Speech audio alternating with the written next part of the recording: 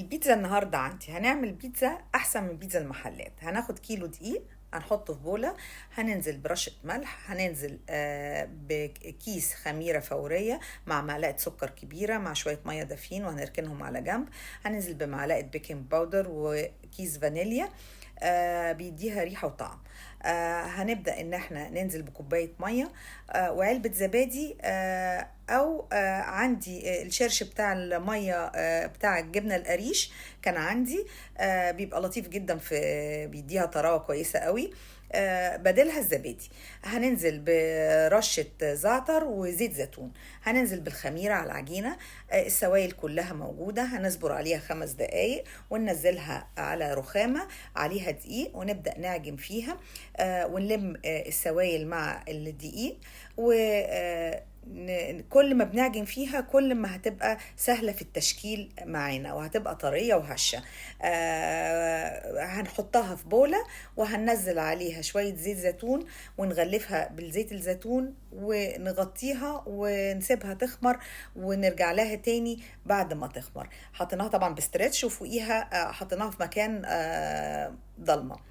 هنرجع تاني نعمل الحشوات. هنعمل الفراخ، هنقطع صدور فراخ مربعات صغيرة، صدر فرخة، هننزل بملح وفلفل عليه، وبعدين هنحط معلقة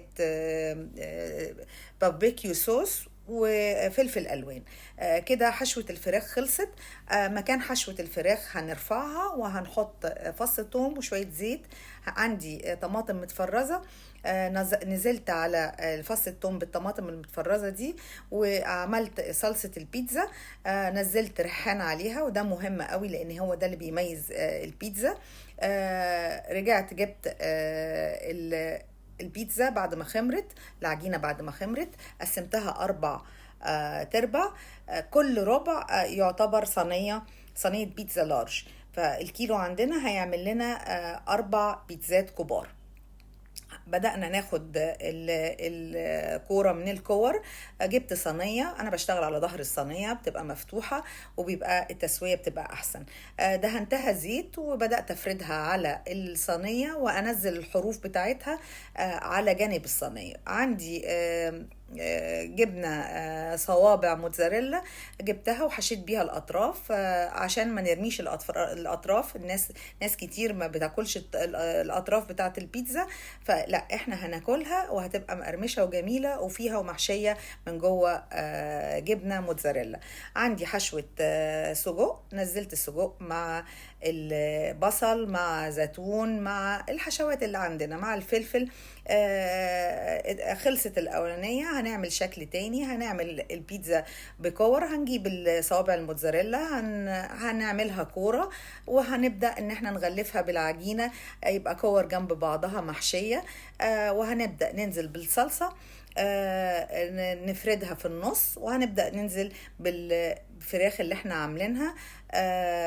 الفراخ فيها سوائل، بنحاول ما ننزلش السوائل اللي في الفراخ عشان ما تطريش العجينة.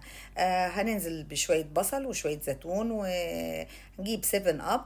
7 اب بيدي حمار لوش العجينة. وهننزل بشوية حبة البركة وشوية سمسم وموتزاريلا. والسمسم وحبة البركة دي خطوة اختياري، بتدي تست حلو لحرف البيتزا. وخلصت البيتزا، وأحلى بيتزا وأحلى من بيتزا المحلات، وسهلة.